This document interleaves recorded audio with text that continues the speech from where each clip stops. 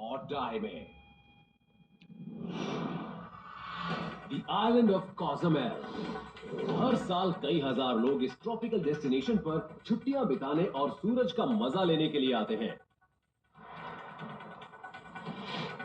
शीशे से भी ज्यादा चमकदार इस पानी के नीचे मौजूद है द ग्रेट माया रीफ, जो धरती के सबसे बड़े कोरल रीफ्स में से एक है। ये जगह स्कूबा डाइविंग के चाहने वालों के लिए एकदम परफेक्ट है। याको परिवार को भी स्कूबा डाइविंग में महारत हासिल है। जिम, डियाना और उनका 20 साल का बेटा कायल एक छोटी सी ड्रिफ्ट डाइविंग के लिए आए हैं, जहां धीरे धीरे बहने वाला क्रॉस करंट डाइवर को रीफ के किनारे किनारे ले जाता है। ड्रिफ्ट डाइविंग का असली मजा सैंटा रोजा वॉल से ज्यादा और कहीं नहीं आ सकता। ये द ग्रेट माया रीफ का वो हिस्सा है जो आपको 50 फीट से सीधा कई 100 फीट नीचे गहरी खाई में गिरा सकता है। ये वही जगह है जहां बहुत जल्द कायल को मौत के बादल घसीटते हुए ले जाने वाले हैं। कायल ने अचानक देखा कि उसके रेगुलेटर के बबल्स उठ नहीं रहे हैं, बल्कि वो तो डूब रहे हैं, और उनके साथ साथ कायल भी। कायल ने अपनी गहराई नापी। वो 50 फीट नीचे था और तेजी से और नीचे की तरफ जा रहा था। 1 मिनट भी नहीं बीता था कि वो 100 फीट और नीचे चला गया।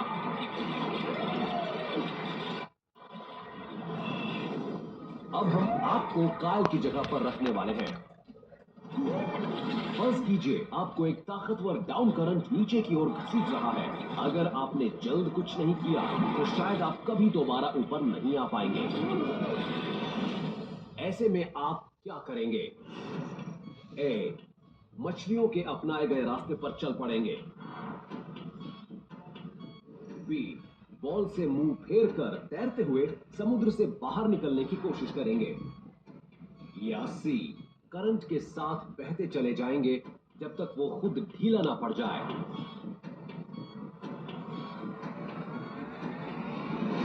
आगे बढ़ने से पहले कुछ बातें जान लीजिए। आप एक कोरल रीफ वॉल के किनारे पर 100 फीट नीचे हैं और आपको एक डाउन वेलिंग नाम के अंडर करंट ने जकड़ लिया है। डाउन वेलिंग रीफ वॉल से सटा और नीचे की तरफ जाता हुआ पानी का एक घना बहाव है जो आपको ऐसी खाई में धकेल रहा है जिसके आखिर में शायद मौत आपका इंतजार कर रही हो। आपके हर 10 फीट डूबने के साथ ही आपकी बॉडी का प्रेशर 4.4 पाउंड प्रति स्क्वायर इंच बढ़ रहा है। ये प्रेशर आपके लंग्स और टैंक में मौजूद हवा की मात्रा को धीरे धीरे कम कर रहा है। इसका मतलब है कि 50 फीट पर अगर आपके पास 45 मिनट की हवा है तो 100 फीट पर पहुंचते ही वो सिर्फ 15 मिनट की बचेगी। और सिर्फ हवा की कमी ही नहीं, इतनी गहराई पर मौजूद प्रेशर से मार्टिनी इफेक्ट भी क्रिएट होता है, जिसे नाइट्रोजन नार्कोसिस भी कहते हैं। इससे ब्लड में नाइट्रोजन गैस की मात्रा बढ़ जाती है, जो नर्व ट्रांसमिशन में खलल पैदा करके हमारे सोचने समझने की क्षमता पर 33% तक का असर डालता है। ये कुछ नशे की हालत में होने जैसा है। अगर आपने जल्द ही कुछ नहीं सोचा तो समुद्र में दफन होने के लिए तैयार हो जाइए। आप डूबेंगे या इस मुसीबत से पार पा जाएंगे, फैसला आपके हाथ में है। क्या होगी आपकी चॉइस? ए, बी या सी?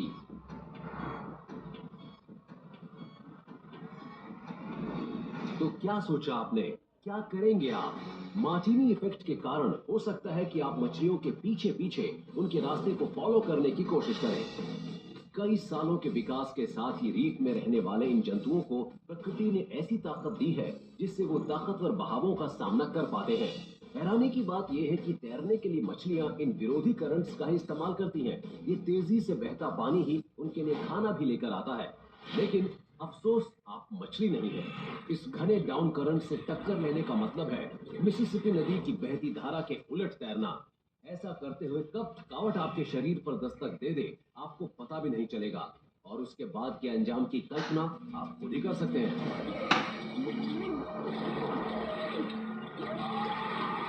तो अगर आपने इन मछलियों की ताल से ताल मिलाने की कोशिश की तो शायद आप हमेशा के लिए इनके ही होकर रह जाएंगे।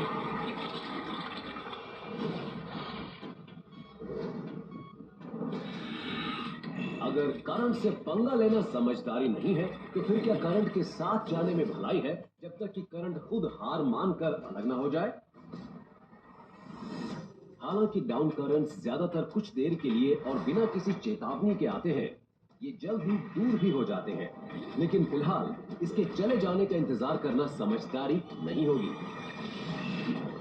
3 किलोमीटर प्रति घंटे की रफ्तार से दौड़ रहा करंट आपको 1 मिनट में 175 फीट नीचे लाकर पटक सकता है, जबकि शॉक या डाइविंग में सिर्फ 130 फीट तक नीचे जाने की सलाह दी जाती है।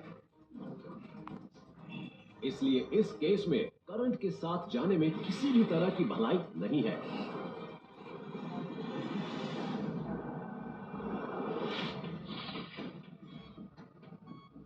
तो फिर आपके पास क्या चारा बचता है? रीफ वॉल से हटकर खुले समुद्र के बीच जाना थोड़ा डरावना हो सकता है, लेकिन इस केस में पानी से बाहर निकलने का शायद यही एक तरीका है। शुरुआत में आप शायद महसूस करेंगे कि करंट आपको नीचे की ओर धकेल रहा है, लेकिन घबराने की कोई जरूरत नहीं है। बस 45 डिग्री के एंगल पर ऊपर की तरफ तैरते जाइए, जब तक आप इस खौफनाक करंट के चंगुल से बाहर ना आ जाएं। लेकिन पानी की सतह पर आने के लिए किसी भी तरह की जल्दबाजी ठीक नहीं, इसलिए आखिरी 15 फीट पर एक सेफ्टी स्टॉप करना जरूरी है। लेकिन ऐसा क्यों? पानी के अंदर सांस लेते समय डाइवर्स के खून में नाइट्रोजन बनने लगती है। सतह पर आने से थोड़ी देर पहले सेफ्टी स्टॉप दरअसल किसी सोडा बोतल को खोलने से पहले बरतने वाली सावधानी जैसा ही है। ये प्रेशर को नॉर्मलाइज करता है और गैस को धीरे धीरे और आराम से बाहर निकालता है। कायल ने इस अग्नि परीक्षा को पार कर लिया।